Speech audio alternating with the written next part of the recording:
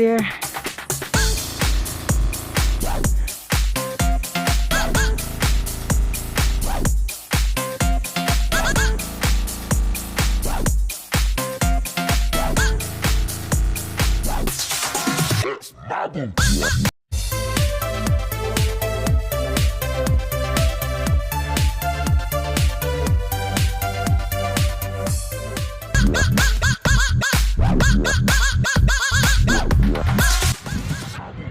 We are now in front of the Agawa Canyon office to pick up our tickets for the train ride tomorrow.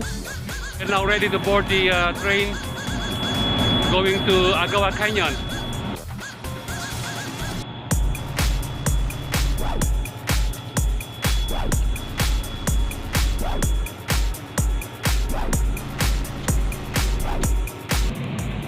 So this is our coach, 5656.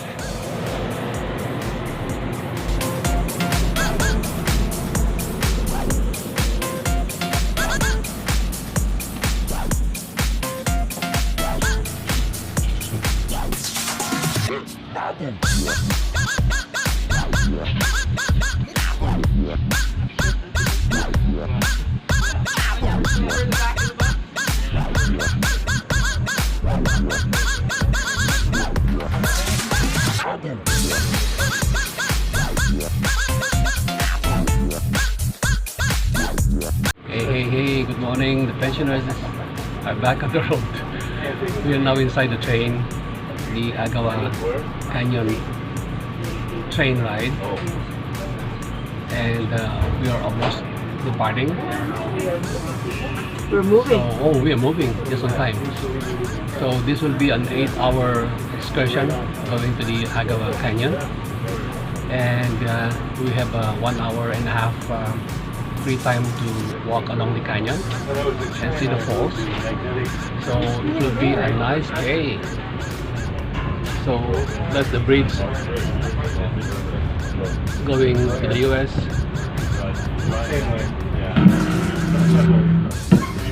Good morning, ladies and gentlemen. Welcome to Sault Ste. Marie, Ontario, the gateway to Canada, and Algoma Central Railway's Agawa Canyon Tour Train.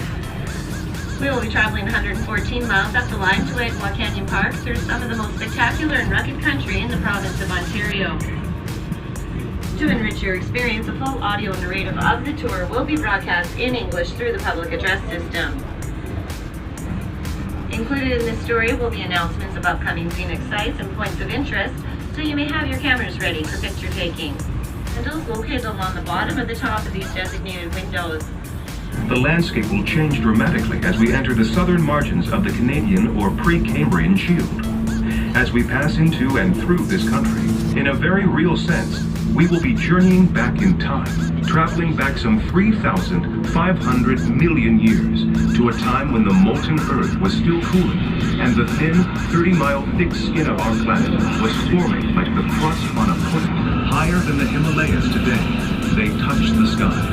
They would eventually cover half the landmass of the future Canada in a shield-shaped arc of granite. The heat and pressure within these once-ago mountains were ideal for the process of mineralization, and over time, they became one of the world's treasure troves of nickel, gold, silver, platinum, copper, uranium, and even diamonds. All this happened so long ago that 1 billion years would have to pass before the first life emerged tentatively from the seas. Today we call this land the Canadian Shield. These are the oldest rocks in Canada, among the oldest in the world in fact, and they are covered today by only the thinnest soils. We will be traveling today at speeds up to 64 kilometers, or 40 miles per hour. Only came into being at the end of the last ice age, some 10,000 years ago. Geologically speaking, that's just yesterday. What made the formation of the Great Lakes possible actually started at least 1,100,000,000 years earlier.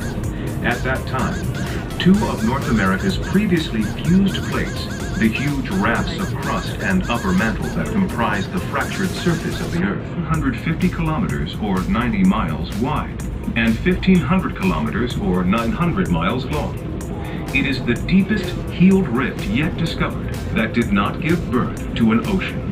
It would form the basin for the future Lake Superior.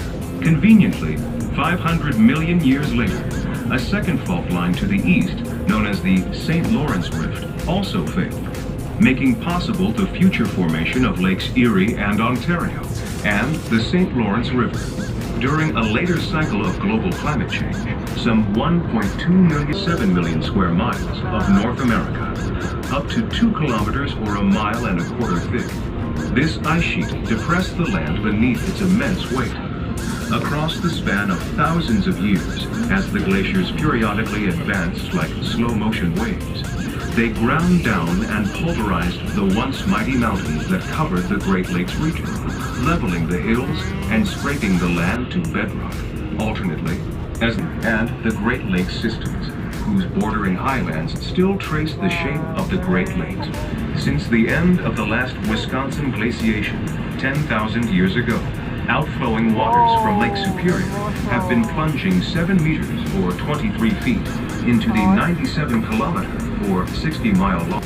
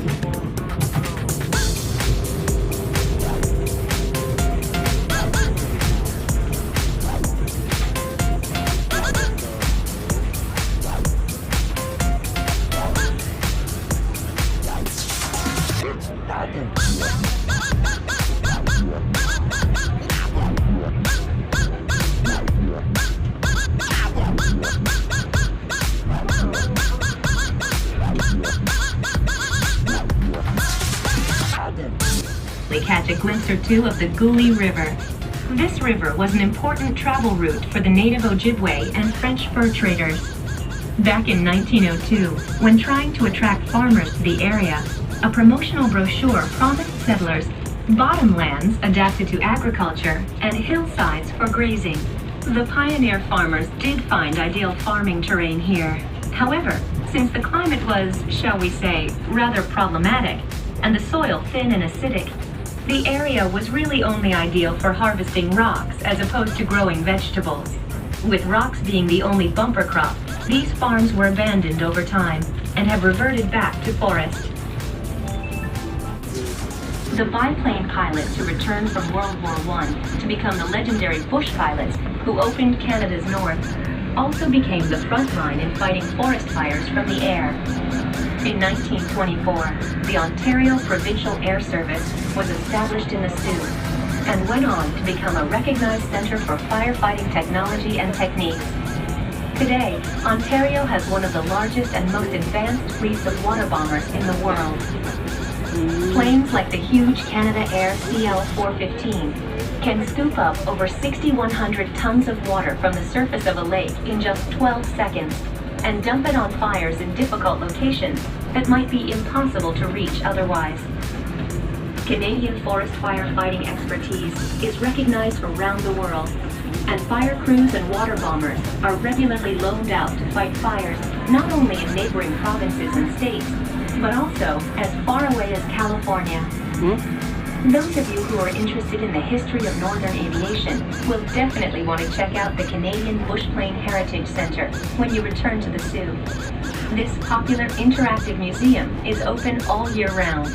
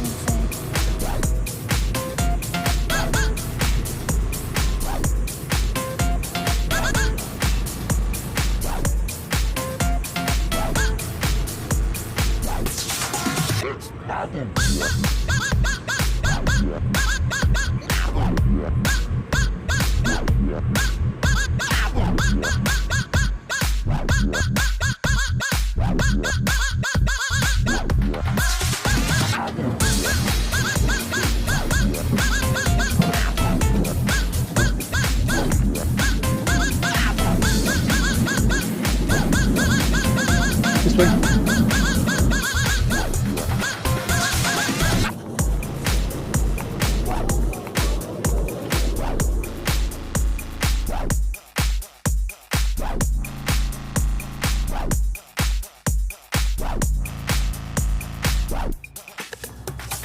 So we're now in the walking trail going to the two falls, the Bridalveilfalls and the Blackbear Falls.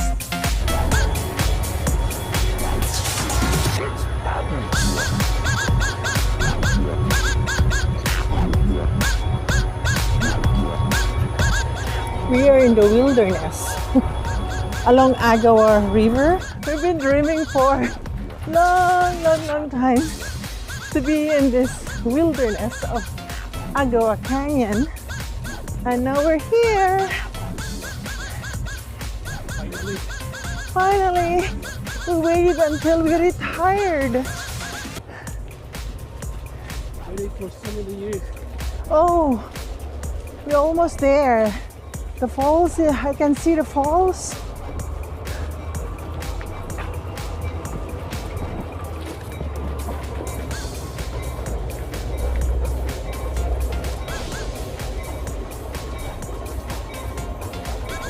You can hear the train at the background. Oh, thank you.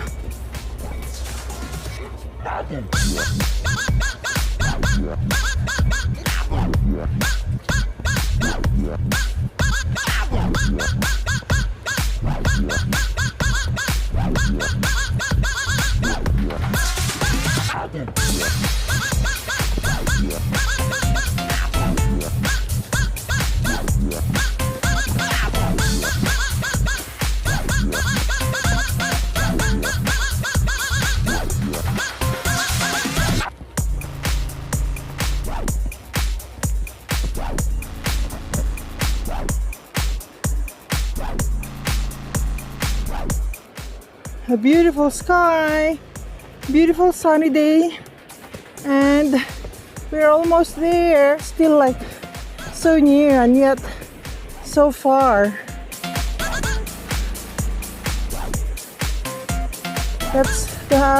That's one of the falls. Oh, it's a bridal fall. There you go. Bridal Veil Falls.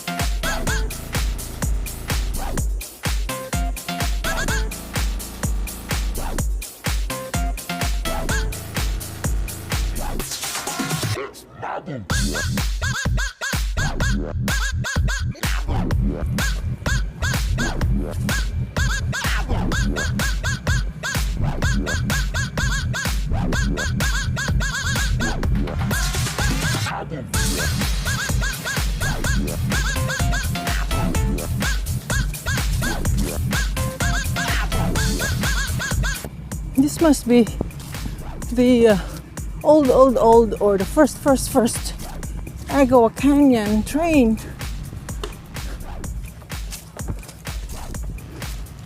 Looks oldie. There you go.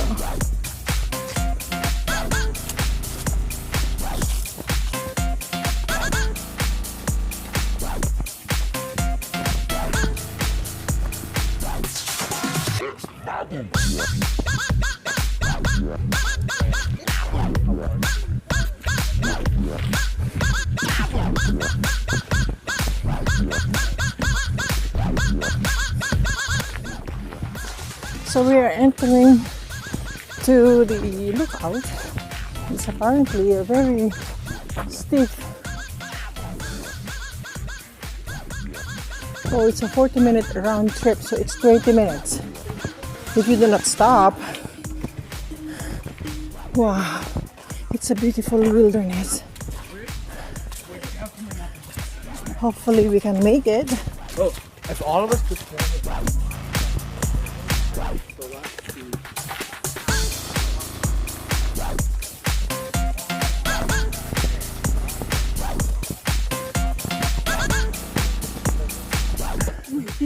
Ay, ay, ay. It's just the beginning. It's just the beginning.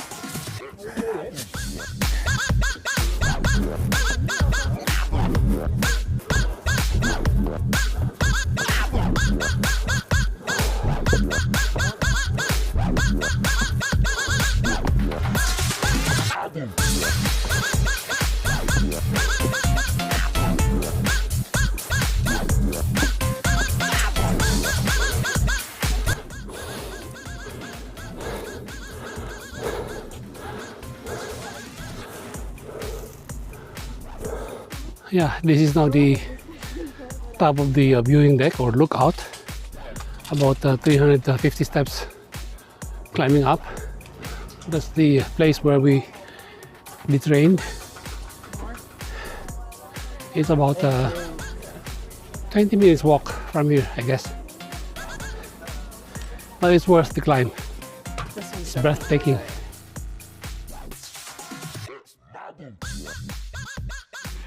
Whoa! Oh dear. Oh, wow, wow, wow. Finally. We made it. Why is the water so dark? There's mineral in there. Oh.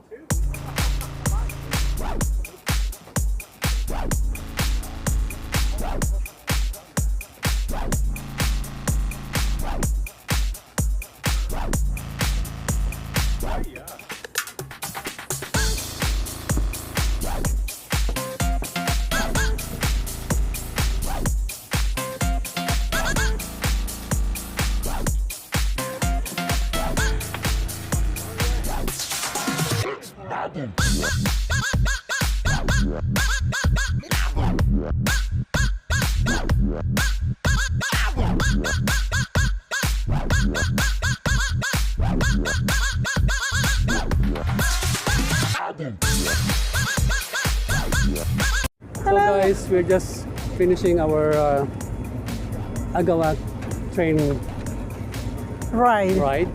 And so it's 7 hours in total, 3 hours and a half going and 3 hours and a half coming back.